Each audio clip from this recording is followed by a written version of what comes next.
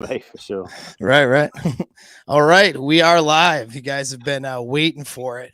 Put out this outlet yesterday. I'm in Disney World, so you'll notice the difference in scenery here. And James is out, doing things in the world, and I just look like wherever I'm in Hell's James Kitchen. is. I look like I'm Yeah, in you are. Hell's Kitchen with Gordon Ramsay, but do. I'm not. I'm in a Hilton hotel in London Bridge in London. I'm back for a few days before I head off to Dublin, the land of Guinness and whiskey, this Thursday, and then heading off to Serbia after that. So, yeah, as usual, on the road. Yeah, man. And so you're on the road, really just teaching game at all these places. Is that pretty much what it is? You can meet up and do different meetups and stuff. It's been a very strange. It's been a strange lifestyle, but I've been traveling full time for 5 years, so it's kind of people often ask what are the downsides. Like, the upsides are obvious, right? But the downsides, people are like, "Are there any downsides?" I'm like, "Yeah," because it's a bit like a drug traveling, and you get hooked on like a new place. So now, if I went back to my parents for like 5 days in London.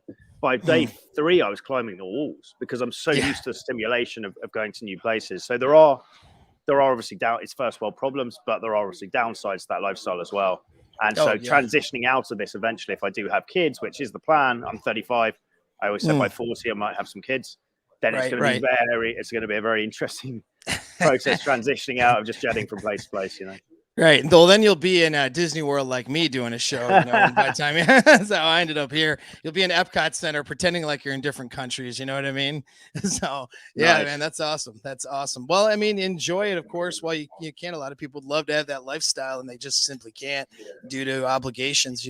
I can kind of do whatever I want, but I do like staying in a closed-in place to keep my mind more or less separate from all the BS in the world. That's just something that I do for me.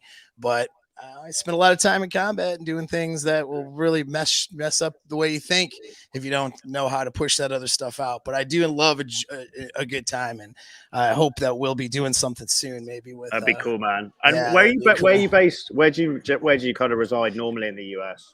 Yeah, so no, I'm in Detroit. So if you ever want to go to the worst place to pick up on women, just to test your skills, you can come over to Detroit. It's like everything's on hard mode. They're super ghetto, Oh man, that was like paradise.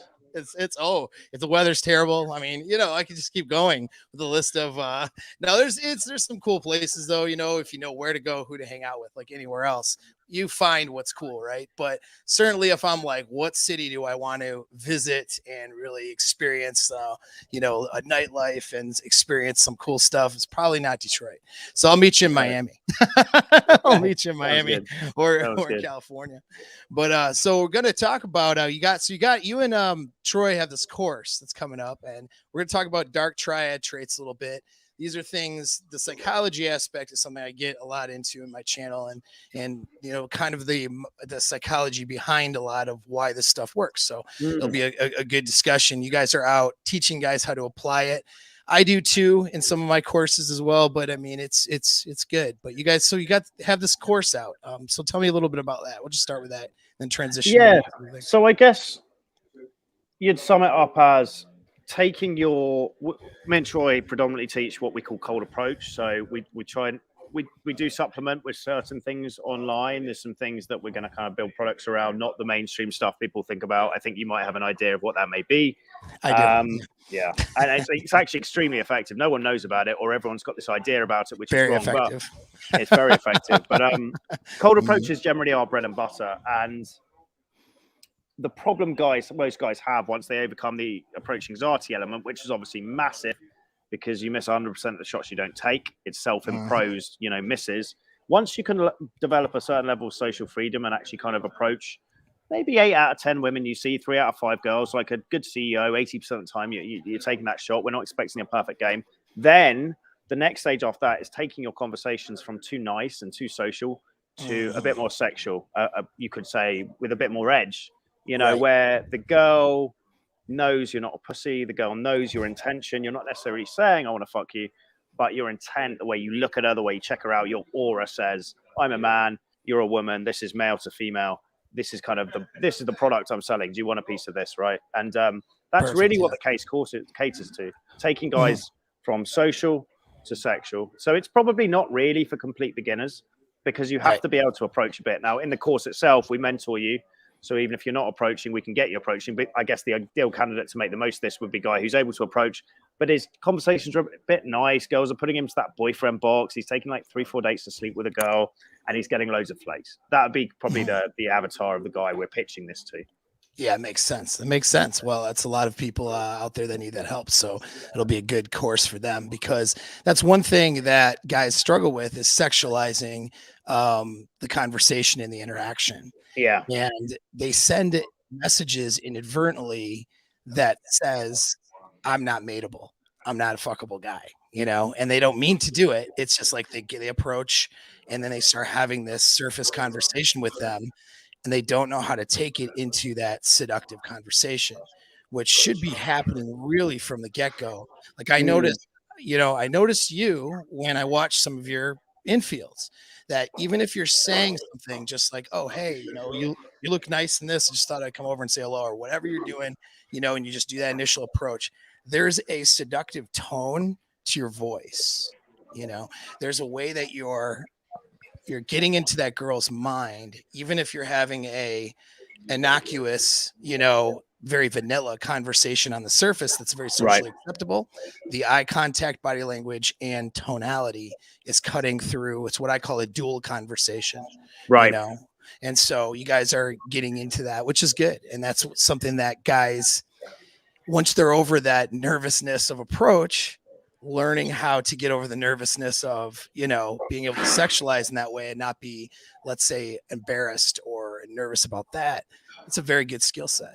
So yeah, it's very cool you guys are doing that. I'd almost say it's about being vulnerable, because if you truly didn't give a shit about what the girl thought of you, and you were truly living authentically, both the girls are very protective. They know exactly why you've come up to them, right? So of course, you know, actually putting it on the line and just projecting that intent is actually quite a vulnerable thing to do. And so, but it's a very attractive thing to do as well. And it's, if girls, you know, aren't keen, she's got a boyfriend, she's not sexually available, she's not going to hold it against you if you've done it in a calibrated way. But what they will hold against you is if you go up and do all this bullshit, like asking for the time, and then try and transition to, oh yeah, no, maybe you should give a coffee, because she goes, this guy's a fucking weasel, right? He's a bit of a pussy.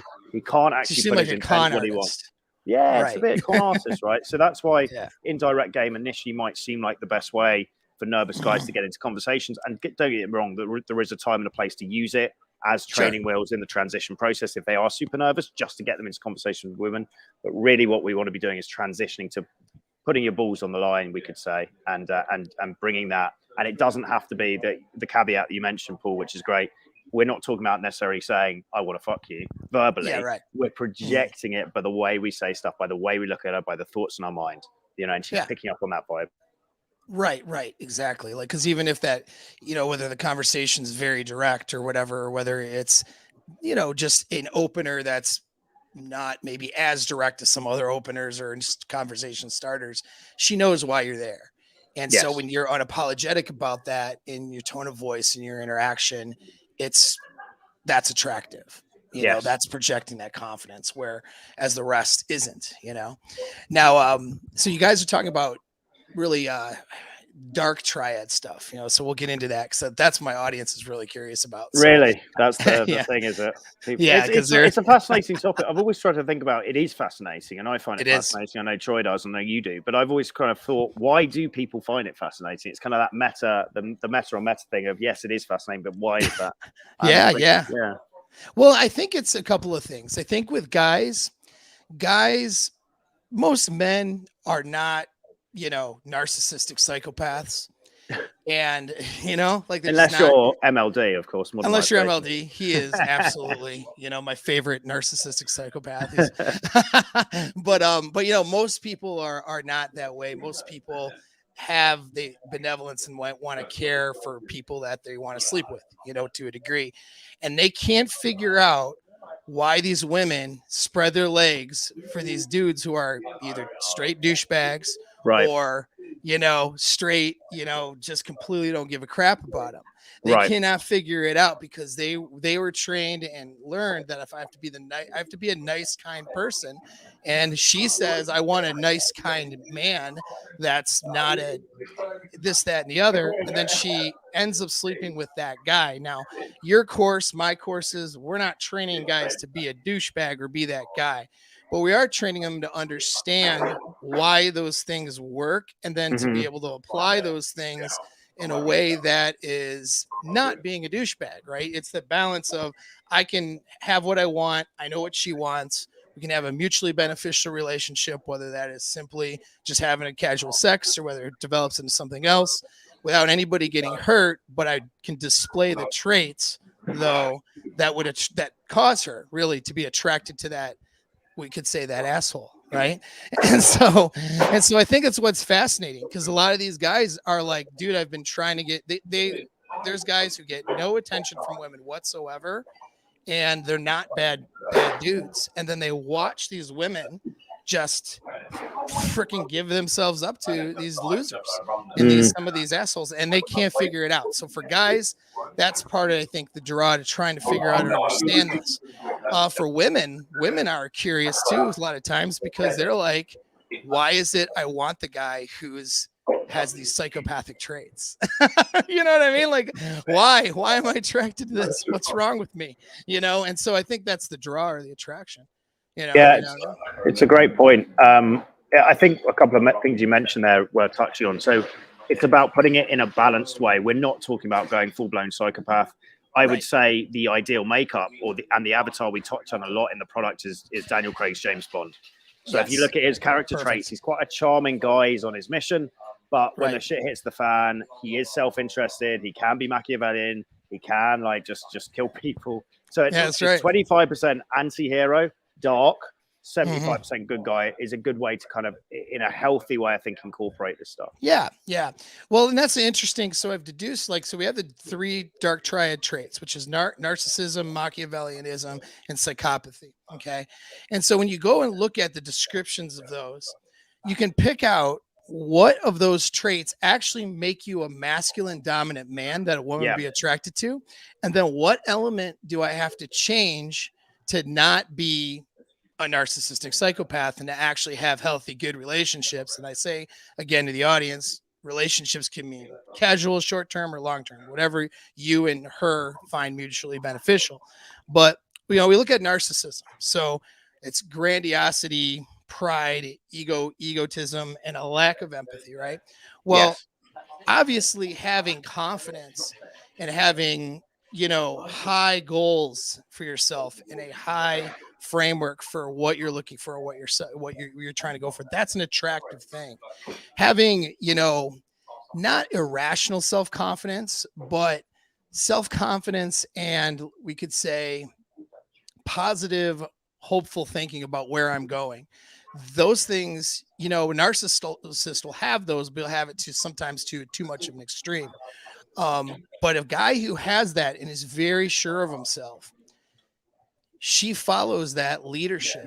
He conveys authority, and a woman wants a man that has the authority to lead her into the bedroom and to lead her in life, and so he conveys that message. Hey, I'm this dude. Here's what I'm doing. Here are my standards, and it's not selfish, if there's empathy. And so that's where the narcissism is, tends to be too grandiose in the pride and the egotism, but with a lack of care for the other person or empathy. The other person becomes an object. If we just have empathy for the other person, we can have these other traits that would be considered narcissist traits and not be a narcissist. We can care for the girl that we're talking to. If I'm talking to a stranger, as if I'm single and talking to a stranger and I'm interested in seeing where this goes with her, I care about her as a human being. You know what I mean? I don't want to. And your game is helped too by empathy. That's the other thing. It's just like military strategy. I got to know, in terms of, right? I got to know in terms of, what's the enemy is thinking and how they're perceiving things in order to get to my goal or to beat them. Well, with a woman that I want to sleep with or get with, I have to know what she is going through, what she's thinking, in order to lead that interaction in the right direction that's good for her and good for me, right? And so yeah, so that's the one trait there with the narcissism. But how? So give me a way, like how do you guys? I mean, without giving, of course, the course up, how do you guys help these guys tap into, we'll say, healthy self confidence that might mirror these narcissistic traits? We know they're not going to turn into, narcissistic psychopaths. You can't make somebody do that. You know what I mean? That's something they do on their own. But you're taking guys who have trouble with confidence and trouble with that assurance and leading and authority. So what's your steps that you would like to share with us, of course? Yeah, that's you made some great points there, Paul. So, I mean, to caveat all of this, women have this dualistic need between evolutionary safety, right? They need to make sure that you are a dude who, if the chips are down, can save her and your kids, right? And although that's probably not going to happen in most places, well, the US is a different kettle of fish. Most major cities, you're probably going to be safe the rest of your life, right? You're probably not going to tap into that, but still, that doesn't mean she's not going to feel it. This is thousands of years of evolution and action here. So you've got to have that grounded, safety. You've got to have this safe Zen kind of alpha chill vibe to you. So that's something we talk about developing with them on the longer term.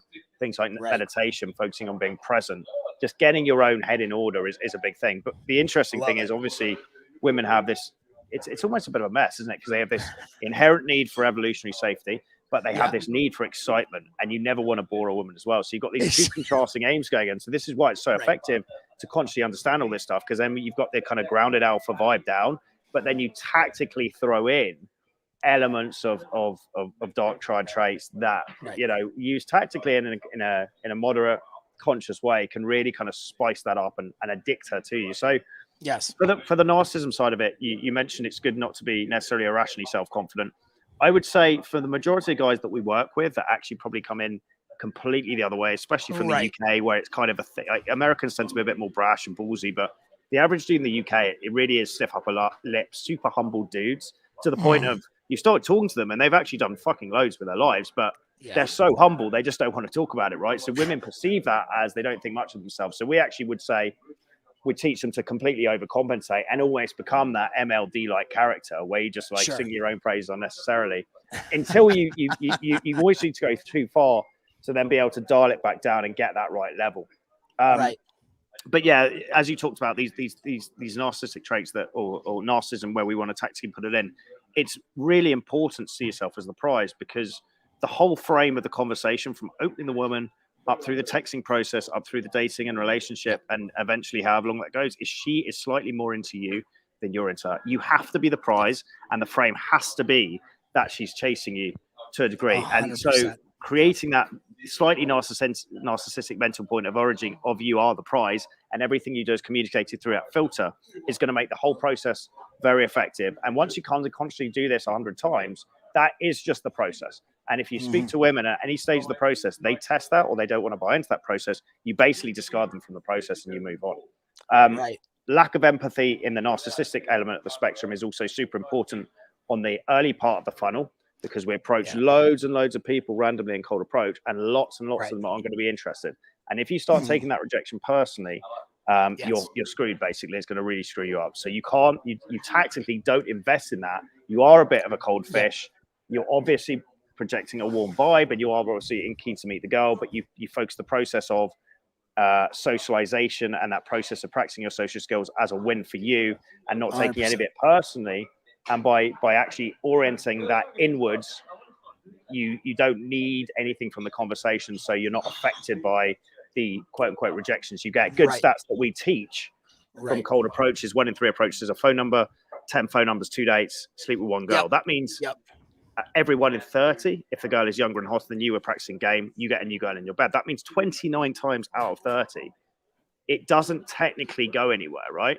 So if you 100%. Don't dial down the empathy on that part of the process, you're going to run into mental problems very, very quickly. So I agree with you 100%. Yeah, super important that part of it. So what when I say empathy too, like just to get some definitions down, because I agree with everything you said 100%.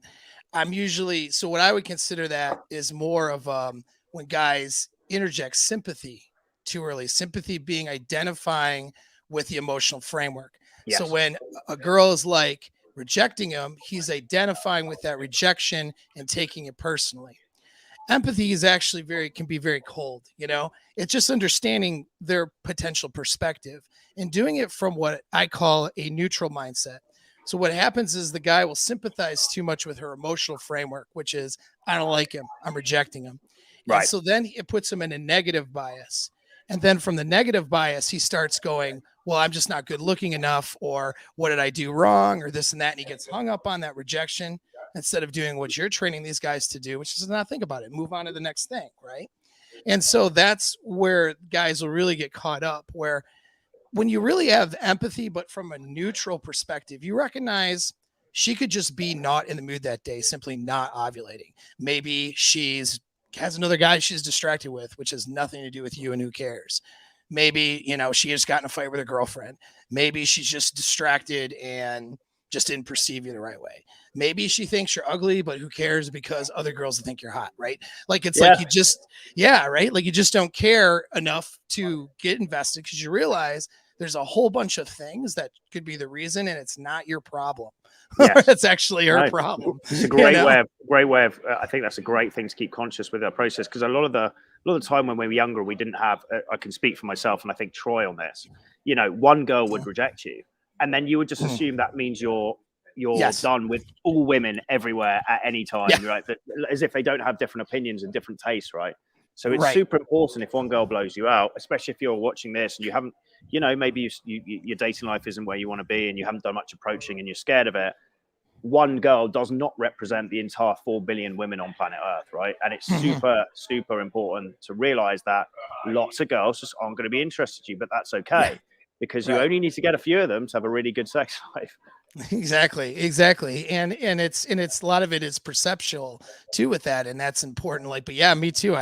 You don't recognize when you're younger. You think it's objective data or something. Yes. You realize it's subjective. I mean, there's all this talk in goofy red pill spaces about hypergamy, which it's a true thing as far as instinct is concerned. However, people forget that it's subjective. Like, if in her subjective mind, a skinny white boy from Michigan who is, addicted to weed and plays video games all day could be the alpha guy to her. You know what I mean? Was this the old Apex? Apex? No, that was never the old Apex. I will say, no, I was dorky in my own way for sure. I was like a martial arts dork. I could beat people up and couldn't get girls. That was my martial arts dork. Is that even a thing? That's pretty oxymoronic. It was. The geeky guy was just taking the shit out of people. Yeah, but can't get girls. Super simp for the girls. That's an interesting I'll protect you. Yeah. It's like the worst white knight. I was a white knight till I started bouncing, working clubs and stuff. Idiot. I was an idiot. Failed so badly, and then it was all of a sudden well, we all do, don't we? I mean, everything we do is a massive overcompensation flex within this industry, because we came from a position of scarcity. Because the average dude who's kind of okay with his dating life and is a bit uncomfortable with it, like lying on a nail, but it's not so uncomfortable you really want to change position. You don't get into this stuff. Everyone that I know in this industry has come from a position of they've had dating lives that suck balls. That's why they've made, to quote Rich Cooper, their wounds their work, and they wanted to fucking change something. So you have to, don't listen to anyone that says do something you really want in moderation. You have to massively overcompensate to get to where you want to go. Sometimes, not forever, but just for a period of time. Right, for sure. I'm just going to answer Glenn. Glenn here is working on some stuff, movies and things like that. He's a good friend here. I am in Disney World, bro. It's not really a new setup. It's just a temporary one for the week. But thank you for asking. Okay, that was my super chat. I was like, he wanted to get my attention, so threw $5 at it. I appreciate it. Nice. So something you mentioned, which is interesting, is more alluding to the kind of the idea of like she kind of wants. We've been talking about a lot, so I'll paraphrase it. Absolutely wrong, but basically it kind of points us into that to one of the other of the 3 Dark Triad traits, which is psychopathy. Okay. Yes. Which is, being emotionally controlled. And so one thing about psychopathy is they're unemotional, right? Well, having emotional self-control and that Zen-like state that you mentioned is mirroring, the difference between an actual psychopath. They don't have any emotions. The difference between hopefully the guys that we're dealing with that are hopefully not psychopaths, it's hard to tell sometimes, right, is that they care about people, but they have emotional self-control. Yes. And they're they know how to deal with their emotions, not dump those on a girl, not put some girl, because it actually sends a danger signal when a guy doesn't have emotional self-control in a bad way. It says that she can't. So, because so on an evolutionary level, when a woman, this is kind of for the audience to understand, like when a woman opens up herself sexually, she puts herself to some degree at risk, because the guy is, generally speaking, the stronger of the sexes. And if she is sexually attracted to him, she sees him as genetically more of a viable mate, which usually means physically bigger, stronger, or at least more capable of dominating her. And so for her to make herself sexually open, she has to put herself at risk. So she has to feel some level of safety enough with that guy when she does that. Calibrating your game can do that. A guy who's not emotionally calibrated and who's emotionally out of control a lot, he sends signals that he's going to be a danger to her and that he's weaker. Both of those things. Even the angry guy that punches the drywall, he appears weaker to her, which is a less genetically viable state. And so as far as being psychopathic traits, that's one of them. At being emotionally self-control is one. Having your mental point of origin and, going on what you want in life and not letting some, piece of ass pull you off of your purpose. Hugely attractive to women. Psychopaths do it because they just don't care about people, but we need to do it because men need to do it because that's our job. That's how she knows she's being led in the right direction. But at the end of the day, all of these, I'm going to say now some things that are unpopular to women. They don't like it, but it's the truth, which is that women want to be dominated and used by a dude that she thinks is better than she is. Yes, that's such a key point. She has to look at you and think this guy is better than me. If she does, you're a viable sexual option. If she doesn't, you're invisible. It's that simple. None of this equality bullshit. She has to look at you and look up to you as better than her. It's that simple. Right, because how could she allow herself to be led by a more dominant sex if he's not better than she is in that sense and more capable of that? And if he's not more able to, if she can just sway him one way or the other with her cuteness or her vagina or here's what I want, and so then he's going to stop what he's doing. And not that he would never do something for his woman, but he's not going to sacrifice what's for the good of the relationship in general, what's for the good of himself, what's for the good of his goals, just because some girl's having a hissy fit that day or, wants to swam around. She has to know he has that emotional self-control and that dominance over her. And this is why sexual dominance and that evil sexual dominance, we could call it, like why very vanilla chicks back in the day, it was really a kind of weak ass version of a dom sub relationship, in my opinion, but 50 Shades of Grey, right? All that kind of stuff. Why are women, they fantasize about that, right? It's because they want to be dominated. They want to be used. And I literally mean used. They want to be used by a guy in that sense, because that gives them a sense of value, that a guy who's a better genetic option is using her like sexually, is using her, for what she's, capable of adding to his life, And so she's able to complement this guy's life. And I don't mean being used and discarded, right? Or being abused, all right? Not the same thing. And unfortunately, in our very, we could say, equality woke kind of driven culture here, they're going to confuse being used and being valuable and being a compliment with abuse, right? Or with, some of these other things. And we're not talking about abuse. We're not talking about being discarded, right? We're talking about, but being, having that dominant guy take her sexually and toss her around. I mean, these are the things on a primal level. She wants to feel that guy's strength and that dominance. Most of them, except for maybe 1-2% of anomalies out there, right? And so you convey that when you have dominance and emotional self-control and confidence and those things. And so 100%. Yeah. Oh yeah. And so, I mean, maybe throw in without again don't give up your course, of course. They need to buy it. Link is in the description, by the way, guys, if you want to get on some of this information. But maybe because one thing that, where these traits can really manifest themselves is leading her into the bedroom.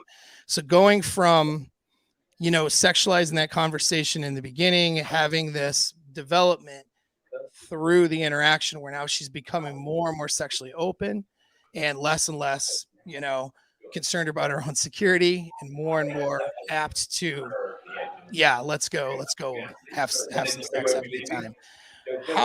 What are some tips you would give guys just, you know, that are watching to take it from, let's say, those final steps into the bedroom? What are some things off the top of your head?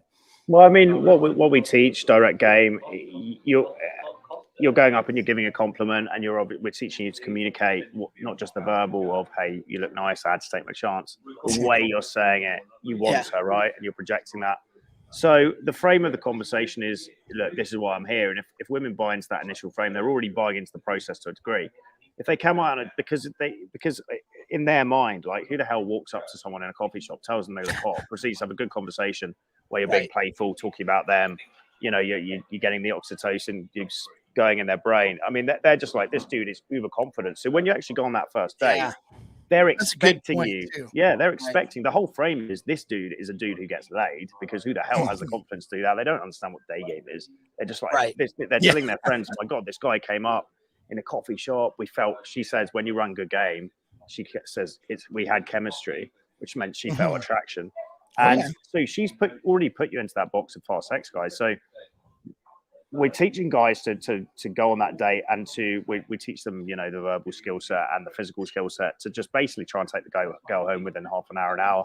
You know, she's already put you in that fast sex guy box, so it's congruent for you to act like that. If you don't act like that, it's actually weird, because she's thinking, fucking hell, what's going on here? I was expecting this guy to try it on, right? So I mean, that's kind of that's why I love direct game, because me too. It's just fast and you just don't waste time, right? Sure. In terms of a couple of points you touched on with the psychopath stuff, which is really great. The lack of empathy, again, really important at the early stage of the funnel. I think where guys get confused here when they think of that stereotypical psychopath is like stone cold, like Richard Klepinski, like the Iceman, no emotion at all.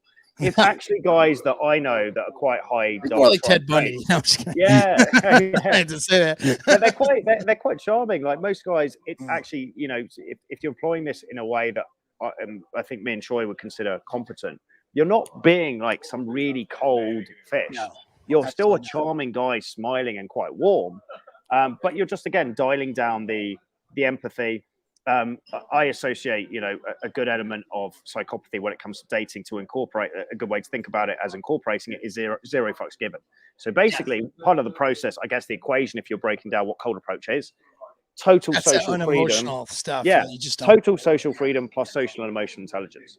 So total social freedom is the ability to walk up to anyone, anywhere, any time, any place, and have a conversation and be charming, right? It doesn't have to be a hot girl. It could be a group of people at a table. Could be anyone, right? So dialing in the kind of psychopathy element, that lack of empathy, zero fucks given, I'd say it's very useful if you can just we would convert it in this equation to be higher levels of social freedom. So just not giving a fuck what people think, right? And just ripping those self-imposed social shackles off and charging around, seeing the world as your playground, right? Interacting with whoever you want to interact with. So that's probably how I'd incorporate it. And it kind of goes in line with that quite attractive devil may care attitude, right? It's exciting to a girl. Again, James Bond, Daniel Craig's James Bond.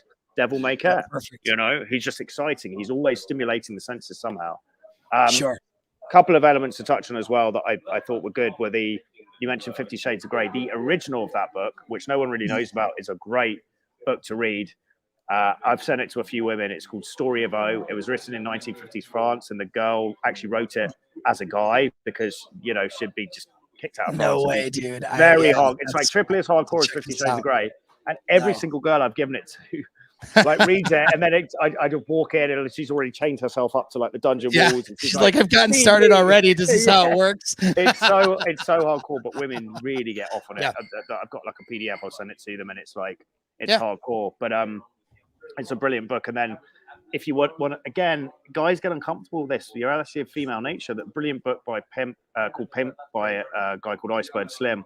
I read that when I was like 17, 18. Yeah, but you look when at I started to understand it early, I was like, wait a second, dude. Girls want to be owned. Like, and we're going to get strung up for this, but and we're not saying literally in shackles being dragged around behind me, but They want to be mentally dominated and taken, and they don't want to think they're in charge. So right. I'm not saying 100%. become like some pimp driving around smoking crack and injecting speedballs Right. and beating people with coat hangers. But No. what I am saying is analyze the principles about why that stuff works. Yes. And then in a conscious way, incorporate elements, not the same things, but just use the principles and just think Being about a how that. benevolent leader. That's what I call it. You know, it's like, it's just like when leading soldiers in a way. I mean, of course, I'm not stringing my soldiers up and whipping them and giving them orgasms now. That'd be a weird, really weird scenario. You know, like, what are they doing over there? A lot of things happen in the infantry, man. Don't ask any questions. But it's like, it's benevolent leadership. You know, you care about your subordinates, but sometimes you're making the hard decisions. Sometimes you're not so nice, right? Sometimes you're telling what to do because that's what your job is. And I mean, you just carry that over into, you know, relationships to a degree. And the degree of dominance that a female wants will depend on her personal makeup, her personal psychology, how she grew up. But there is a thing that happens where they all, for the most part, want some degree of dominance from their man. What happens is social conditioning tries to push them into being the dominant force or not wanting that dominance at all. And when they try to socially condition that, then they want the dominance, but then they feel bad for being dominated or feel, you know, like less of a woman for being dominated. And then they will get resentful. And now we're getting into relationship psychology, but they'll get resentful. They'll do manipulation tactics and they'll create a problem for the guy later, because she's basically angry at him for dominating her, which is what she wanted and was attracted to in the first place. And this is really the Western trap now.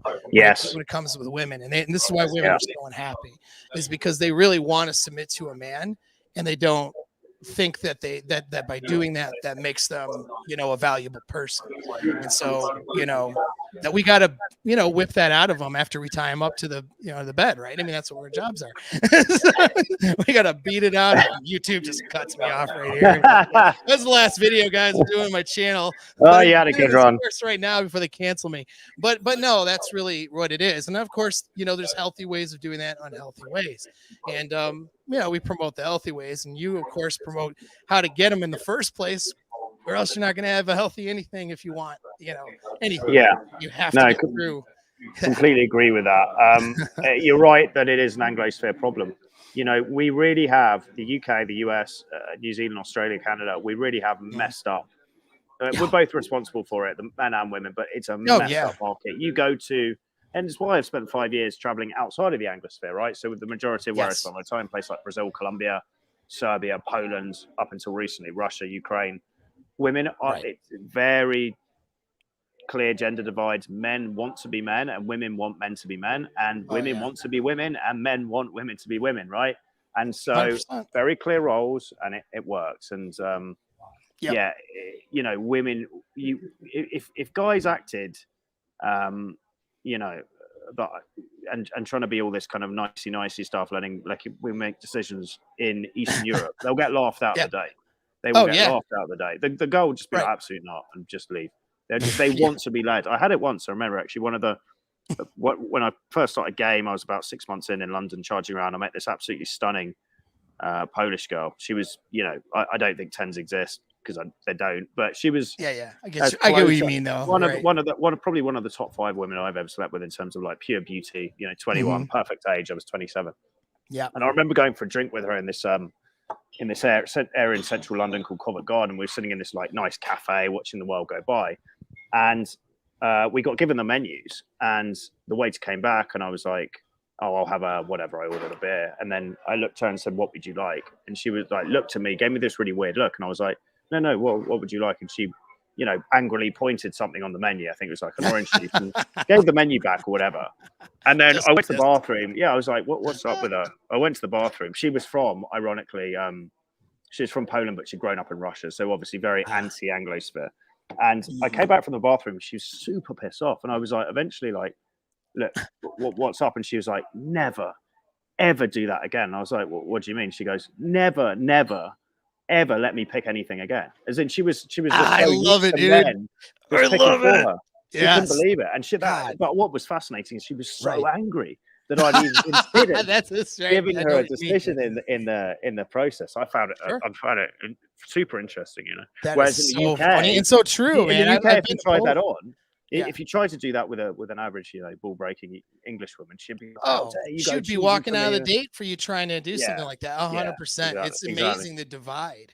You It's know what I mean? crazy. It's just amazing that divide that, you know, and that makes guys because guys are just trying to do what the girl wants to get laid, you know, like that's like, and they need to stop thinking like that and start thinking about doing what they want that she's going to be attracted to, you know? Stop listening to mainstream media and start Oh listening God. to read some of the evolutionary psychology and base your decisions on what men and women have responded to for thousands of years. And the fact 100%. we're animals, so don't listen to the nonsense that's spewed out in the press. Exactly. The animal brain doesn't know, No, especially with no, it most doesn't know. women. You know, well, I want to bring up one because I don't want to run out of time before I bring up the third trait, which is Yes. Machiavellianism. All right. So Machiavellianism is basically identified as having characterized rather by having manipulation in order to exploit others. And so that would be in a dark triad sense. And a lot of people will look at game skills as that. And a lot of women who are the kinds that are attracted to domination but afraid to be dominated look at learning these skills as being somehow terrible or bad or abusive.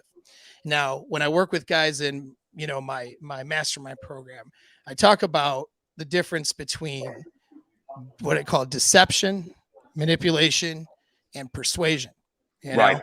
and so there's a difference in my definitions of those threes, and they have to understand it because actually, when you get really good at game, you have to be careful. Sometimes you're not pulling them into manipulation or because it can just start to get mixed up. You know what I mean? Believe it or not. And so you always want to. And what differentiates it is her free will. Is she doing what she ultimately wants to do in those decisions? Or am I pulling her into a situation that she doesn't really want, but will say yes to because my game's that good, but then regret the decision later, or it's just not a good one for her. And so that's the difference for guys, but it makes it like learning game / persuasion skills, she wants to be persuaded into bed. She wants an attractive guy who's charming, who sounds good, knows just what to say, just what to do. But then she's nervous about a guy who's learning how to do that, like she's like, because he's going to manipulate me, and then really he's not who he says he is, and like all this stuff, right? And so the Machiavellianism would just be, doing it just to exploit somebody and get what you want at their expense. And that means, Machiavellianism, which means they could use deception, which means outright lying, being somebody you're not, all those types of things, or they could use manipulation, which is not outright lying, but taking the information and presenting it in such a way where even though, let's say it's a bad decision for them, they end up going with your choice anyways. Example would be, talking a girl, I say talking, but it's more than that, getting a girl into bed who's married, for example, and she's a little bit drunk, and that's not really something that she wants to do, but her monkey brain is saying, yeah, this is cool, because the monkey brain is just responding. And then you move that needle along instead of thinking to myself, gee, maybe I shouldn't take this married girl who works with, where the guy she's married to works at my office, and you know what I mean? Like shit like that, right? Like where they get themselves in trouble with chicks over dumb stuff. And so it's knowing the difference between, all right, this is something that she wants. Ultimately, she wants to get laid by a dude who knows what he's doing, and this is an opportunity for that. There's no negative consequences. Let's go. I can be persuasive, know what to say, what to do, get her into bed. That's what she wants, right? And Yes. there's nothing wrong with that. But women will often, think that's a bad thing because they're afraid of getting manipulated and deceived. That's why. But anyway, that's a third trait, is Machiavellianism, and I think game is good, and teaching these guys is a good thing. Yeah, 100%, and I agree with your definition of it. It's understanding human psychology. It's understanding the social game of chess we all must play. In order to advance in life, you have to plan a few moves ahead, and it is that game of chess. And let's be honest, women as default are very Machiavellian. They see the game inside out. They don't see it as men do. They don't paint it up as some romance thing. They see it as the cold, hard ruthlessness of the sexual market, and they play to win. They don't fucking pull punches. They don't give a shit about hurting someone's feelings, right? They're very solipsistic. They're very self-interested. So actually, you've just got to channel your inner woman and cultivate this trait a bit, and just see it as all is fair in love and war to a degree. Now, we're not saying, we're not saying be Machiavellian to men. Look, I'm very much about guys that I'm friends with. It's probably similar to you because you're from the forces. It's about loyalty, and you're there, and you know, when the chips are down, you fucking back up your friend. So we're not talking about fucking your friends over, but in the game of love, in the chess match that is, you know, the sexual market, men with women, you can absolutely be a bit more Machiavellian, and you can.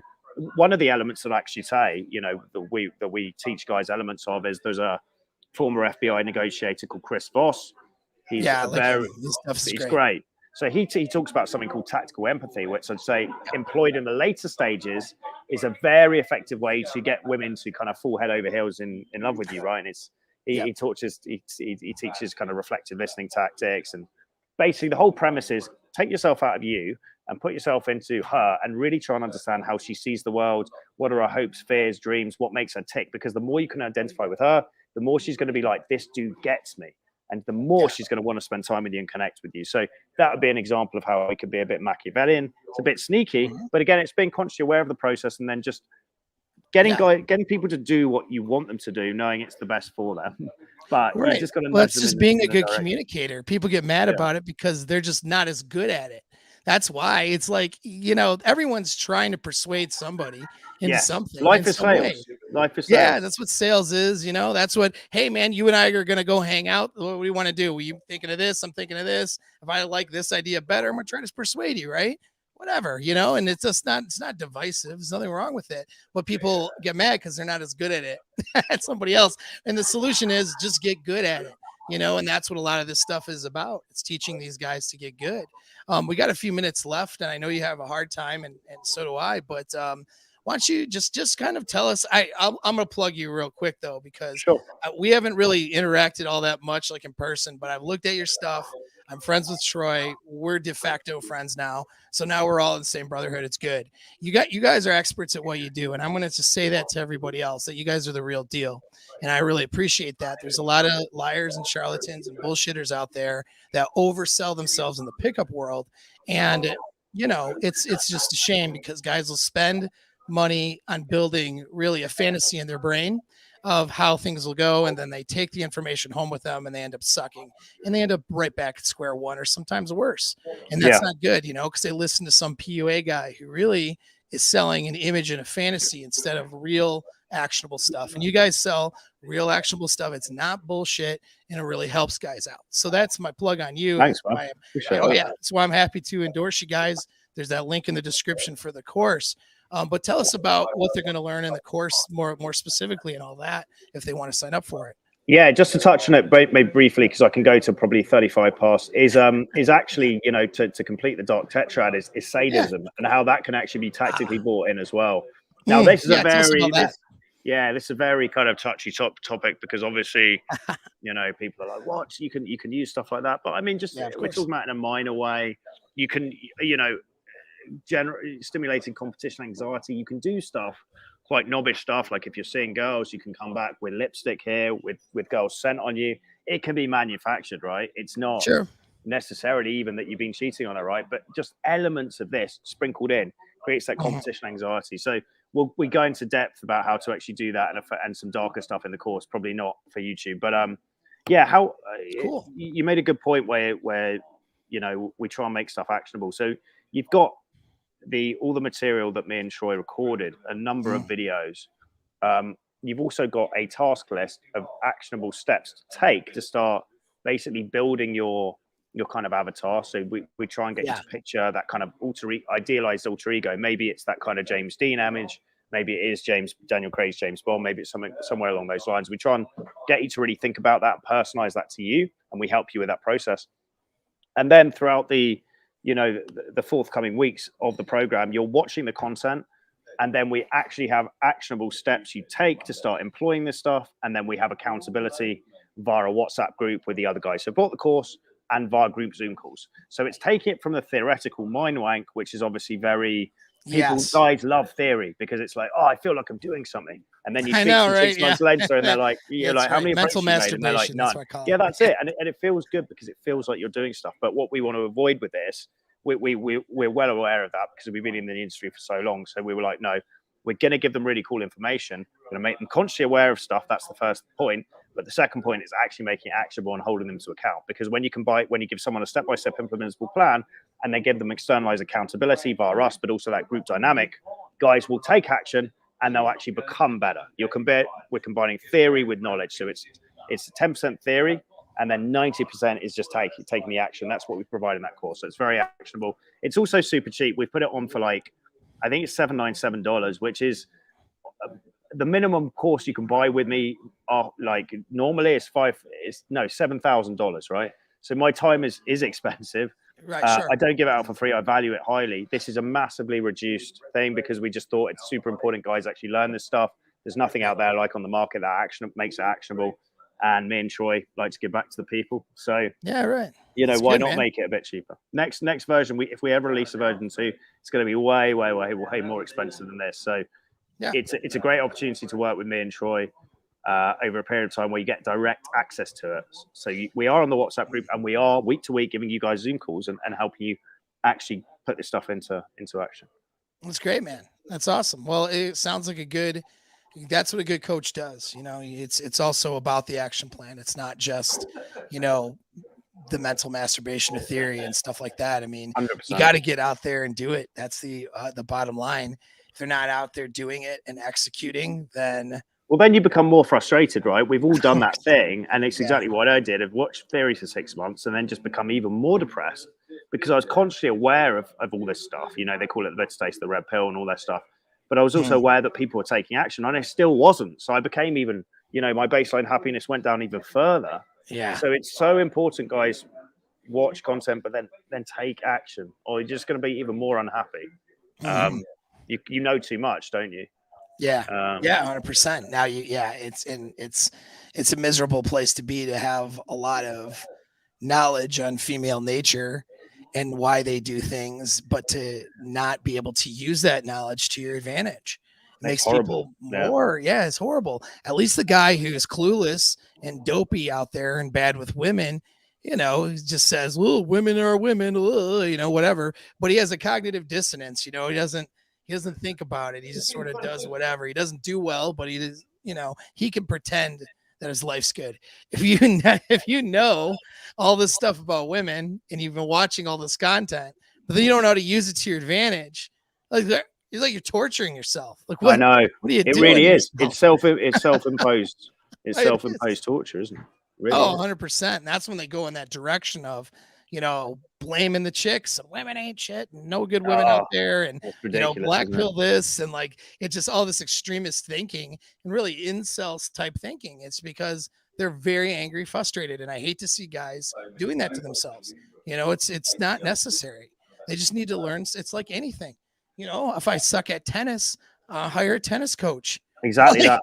Right, come on, man. It's not rocket science, is it? I think it's just about. I think with this stuff, because it's so personal, there's a lot of ego tied up in it. That's what it is. And because the existential fears for a man, the biggest existential threat for a man is not being considered mateable. It's more powerful than a survival instinct. Really? You know what I mean? Oh, that's fascinating. Yeah, because people think about it. Men will put themselves in harm's way and at risk for the survival of the offspring, but for them not to have offspring themselves. This is why we'll say self-selection, right? Rate on men taking themselves out of the gene pool is so much higher than women. Women are inherently valuable because they get pregnant, right? Men are only valuable if they're considered mateable or offer something to the tribe. If they don't feel like they offer anything to the tribe and they're not mateable or they don't feel like they're mateable, there's actually a drive to take yourself out of the gene pool to consolidate the resources towards the offspring. That's where the selfish gene theory comes in. And it's really interesting why guys do that to themselves. Like, for just to get in a weird topic, but military guys have a high rate of taking themselves out of the gene pool. Almost every funeral I've gone to, there was a woman's situation that was bad behind. Serious. Every God, single one terrible. has even been. Terrible. Oh yeah, because that was the last bit of hope, like they had their lives falling apart, and then the girl leaves, or the girl's cheating, or the girl, and I'm not blaming the girl for it. It's a broken relationship. The guy's a broken person. That's kind of what happens. But then it's like, that's the last thing. It's like, I'm not mateable and I don't have anything going for me, and so it overrides the survival instinct. And this is why it's so important for guys to learn these skills, really, to know that they're mateable. And it comes down to just learning how. It's not. It's not rocket science, is it? It's not. It's just taking the steps, accepting there's going to be a bit of pain with the journey. Right. It's nothing you can't get better at, and the path is there. You just got to step into the shoes and start walking. 100%. Well said, man. We'll end on that. So step in the shoes, start walking, and click that link in the description, and do some work with Troy and James here. Yeah. And, man. Thanks for hopping on, dude. I'm glad. It's been a pleasure. Pleasure to finally meet you, and hopefully we'll cross paths soon. Oh, we will for sure. We got plans, big plans. I'm gonna end this broadcast. All right, everybody. See you later. Cheers, guys.